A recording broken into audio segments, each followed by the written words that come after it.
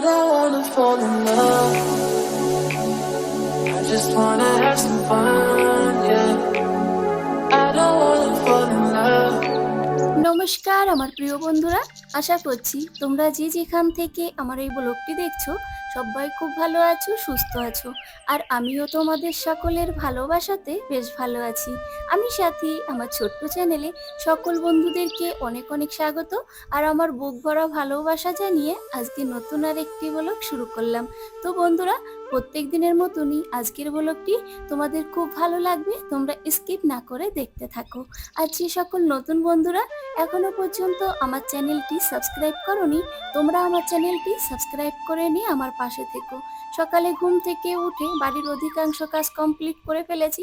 এখন বাজে 6:30। ছেলে মেয়ে স্কুলে বেরিয়ে গেছে। ছেলেটা আজকে দুধ আনতে যেতে পারেনি, ওই জন্য বরকে পাঠালাম, তুমি কি দুধ নিয়ে আসো, তারপরে আমি তোমার জন্য ব্রেকফাস্ট বানিয়ে রেডি করে ফেলি। কালকে যতটুকু দুধ ছিল তো পুরো দুধ দিয়ে চা বানাচ্ছি। বর খাবে, আমিও খাবো, আলাদা আলাদা করে আবার কে বানাবে। ওনার খাওয়ার পরে যতটুকু চা থাকবে যখন আমি খাবো তখন আবার গরম করে নেওয়া যাবে। আর আজকে দেখো হাঁড়িতে করে বানালাম, কারণ হাঁড়িতে রয়েছে, ওই জন্য এক্সট্রা করে অন্য পাত্রে কেন আবার লাগাতে যাবো, ওই জন্য আর কি। আজকে সকাল সকাল সব থেকে বড় কাজটা কমপ্লিট করে ফেলেছি। ঘুম থেকে উঠে ঘর বাড়ি ধোয়া মোছা, থালা বাসন ধুয়ে সঙ্গে সঙ্গে চানটাও করে নিয়েছি। খুব গরম তো, ওই জন্য কোনো কাজকর্ম করতে গেলে ঘেমে একেবারে নিয়ে যেতে হয়। তাই ভাবলাম বাড়ির কাজ তো মোটামুটি কমপ্লিট হয়ে গেছে, আর বেশি কাজকর্ম তো নেই, একেবারে চানটাও সেরে নিই। আর আমার বরেরও কিন্তু চান দান করা হয়ে গেছে। ঘরের মধ্যে প্রিন্সের পাপা দুষ্টুমি করছিল, আমি যখনই ভেতরে এসেছি প্রিন্স আমাকে দেখে এক ছুটে দৌড়ে পালিয়ে গেছে। আজকে আমাদের ব্রেকফাস্টে আছে রুটি, মিক্স সবজি আর চা। প্রত্যেকদিন একটু আলাদা ধরনের ব্রেকফাস্ট হলে বেশ জমে যায়, তাই না বলো? এই এখন এইগুলো করতে হচ্ছিল তোমার?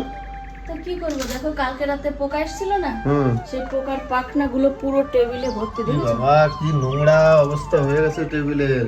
একটুখানির মধ্যে এরকম অবস্থা, তো পরিষ্কার না করলে হয়, তাই বলো?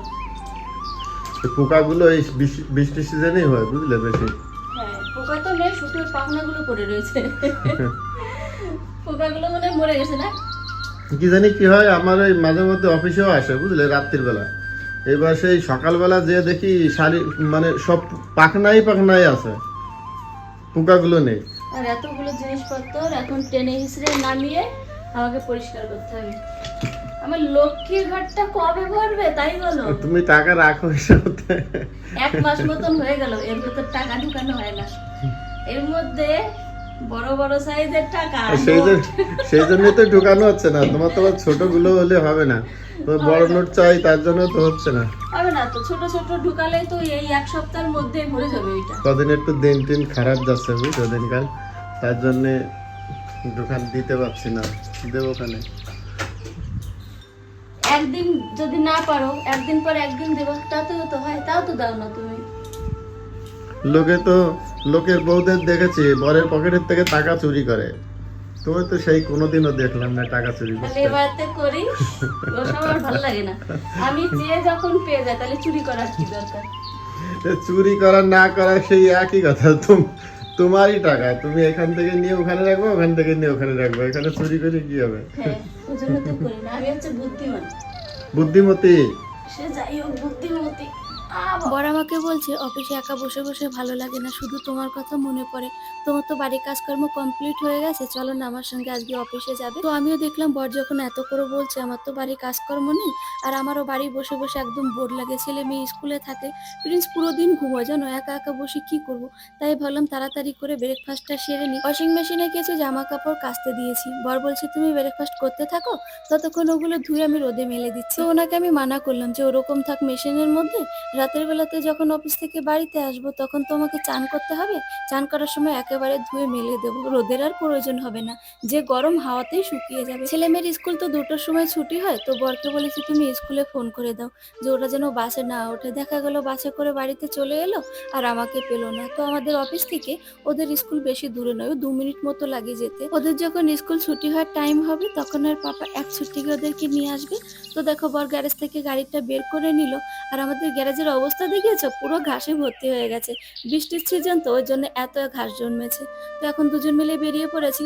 সকাল সকাল চারপাশে কি সুন্দর লাগছে দেখো, সবুজে সবুজে ঘেরা চারপাশে মাঠ, সত্যি অপূর্ব দৃশ্য।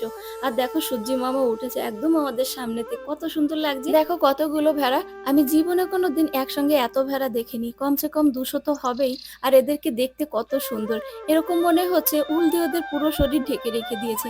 ওদের জন্য না আমাদের জামে ফাঁসতে হয়েছে। অফিসে এসে দেখি ছোট্ট একটা বাচ্চা আমাদের অফিসের সামনে দাঁড়িয়ে আছে, ওর বাবা মা আছে সঙ্গে। বর আমার জন্য জলজিরা কিনতে গেছিল, তো ওকে দেখি একটা ফ্রুটিও কিনে নিয়ে এসেছে। ওর মাম্মি বলছে আন্টিকে একটুখানি ড্যান্স করে দেখাও তো। আমি গান চালিয়েছি, গানের তালে তালে হাত উঁচু করে নাচ করছে, কিন্তু লক্ষ্য ওই ফ্রুটির দিকে। একটুখানি নেচেই চলে এসেছে ফ্রুটি খাবার জন্য। মাছের দোকান থেকে বরকে ফোন করেছিল যে বড় বড় সাইজের মাছ এনেছি, যদি নাও তাহলে চলে এসো। ওই জন্য বর আজকে তাড়াতাড়ি অফিস থেকে চলে এসেছে। আর এখানে এত বড় বড় মাছ, সত্যি আমি দেখে তো অবাক হয়ে গেছি। এক একটা মাছের ওজন 6-7 কিলো করে হবে। বর যে মাছটা নিয়ে এসেছে, এই মাছটার ওজন হলো 7 কিলো 784 গ্রাম, মোটামুটি 7 কিলো 800 গ্রাম মতন হবে। তো পরশুদিনকে বর তো নিয়ে এসেছিল মাছ, সেখান থেকে মাছ এখনো খাওয়া হয়নি, ফ্রিজ ভর্তি রয়েছে। ওই জন্য মাছটা কিনে মাছওয়ালাদের ফ্রিজে রেখে দিয়ে এসেছে। আর এত এত মাছ আমরা কেন কিনে রাখছি বলো তো? আমাদের এখানে সোমবার থেকে মাছ, মাংস, ডিম কোনো কিছুই পাওয়া যাবে না। 2 সপ্তাহ ধরে আমাদের এখানে পুজো হবে। আর আমাদের এখানে যদি পুজো পার্বণ শুরু হয়, তাহলে কমিটির তরফ থেকে ওই মাছ মাংসের দোকান বন্ধ করে দেয়। ওই জন্য মাছ কিনে আমরা গুছিয়ে রাখলাম, যাতে করে আমাদের খাবার অসুবিধা না হয়। তো বাড়িতে এসে চান দান করে এখন রান্না বান্না করবো, তো দুজন মিলে লেগে পড়েছি তার জোগাড় গোছাল করতে। বর চিংড়ি মাছ কাটছে, এদিকে আমি সবজি কেটে নিলাম। আর এখানে দেখো মাছের মাথা আলাদা করে রেখেছি, আর 3-4টে মাছ ছোট ছোট টুকরো করে মাছের মাথার মধ্যে রেখে দিয়েছি। ওই দিয়ে আলাদা রকমের একটা সবজি হবে। বর মাছ কেটেছিল, ওই জন্য সার্ফ বুলিয়ে ঘরটাকে সুন্দর করে পরিষ্কার করলো। আর এখন নারকেলটাকে ফাটিয়ে নিচ্ছে। আমাদের বাড়িতে যখন চিংড়ি মাছ আনা হয়, সেদিন আমাকে মালাইকারি রান্না করতে হয়। এটা হলো আমার বরের আবদার, কারণ আমার বাড়ির প্রত্যেকে মালাইকারি খেতে ভীষণ পছন্দ করে। আমার বিয়ে হওয়ার পর যখন নতুন নতুন দিল্লিতে এসেছিলাম, এখানকার জল খাবার কোনো কিছুই আমার শ্যুট করছিল না। বর আমাকে সামলাতেই পারছিল না, এত অসুস্থ হয়ে পড়েছিলাম। জল খেলেও সঙ্গে সঙ্গে বমি হয়ে যেত। ওই জন্য বর আমাকে অফিস ছুটি করে বাড়িতে রেখে এসেছিল। শ্বশুর বাড়িতে কিছুদিন ছিলাম, তো শ্বশুর বাড়ির লোক দেখতাম আমাকে নিয়ে অতিষ্ঠ হয়ে পড়েছে। যখনই দেখতো কোনো কিছু খেতে পাচ্ছি না, তখন আমাকে নিয়ে বলতো এমন একটা বউ নিয়ে এসেছে রোগে ভরা, এরকম বউ যদি সংসারে থাকে, সে সংসারে কোনোদিন উন্নতি হবে না। শুনে আমার ভীষণ খারাপ লাগতো। তারপর বর কাছে নেই, খুব খারাপ লাগতো, মনমরা হয়ে থাকতাম। আর বরের কথা খুব মনে পড়তো।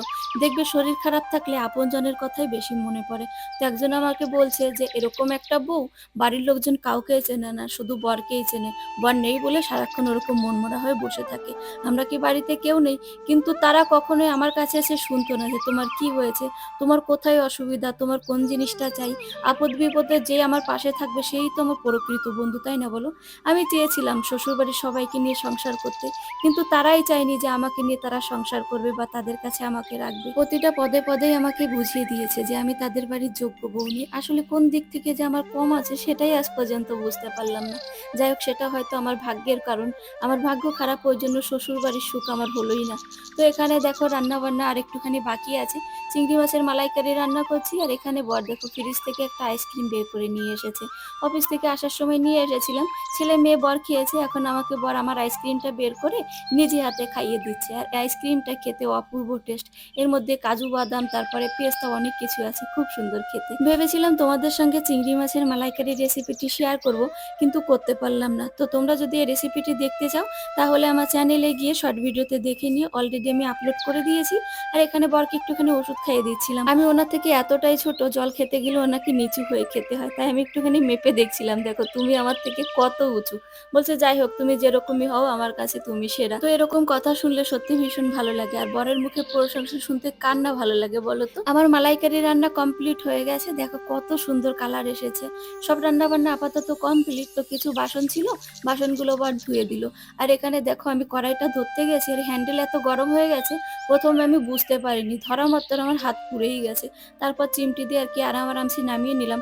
আর একটুখানি হলে তো আমি কড়াইটা হাত থেকে ছেড়েই দিতাম, তাহলে তো আমাদের খাওয়া দাওয়া একেবারে লন্ডভন্ডই হয়ে যেত। তো চলো, অনেকটা রাত হয়ে গেছে, আর দেরি না করে তাড়াতাড়ি খেতে বসে যাই। আজকে আমাদের মেনুতে আছে ভাত, মিক্স সবজি চিংড়ি মাছ দিয়ে, তার সঙ্গে চিংড়ি মাছের মালাইকারি। সত্যি কথা বলতে কি, আজকে সবকটা মেনু দারুণ হয়েছে। তো বন্ধুরা, আমরা খেতে থাকি। তোমরা যে তোমাদের মূল্যবান সময় নষ্ট করে আমার ব্লগটি দেখেছো, তাই আমার তরফ থেকে আন্তরিক প্রীতি, অনেক অনেক ভালোবাসা। এভাবে আমার পাশে থেকো। আর হ্যাঁ, তোমরা কে কোথা থেকে ব্লগটি দেখলে কমেন্টে জানাতে ভুলো না কিন্তু। আজকের ব্লগটি এই পর্যন্ত, দেখা হচ্ছে পরবর্তী ব্লগে। সবাই ভালো থেকো, বাই বাই।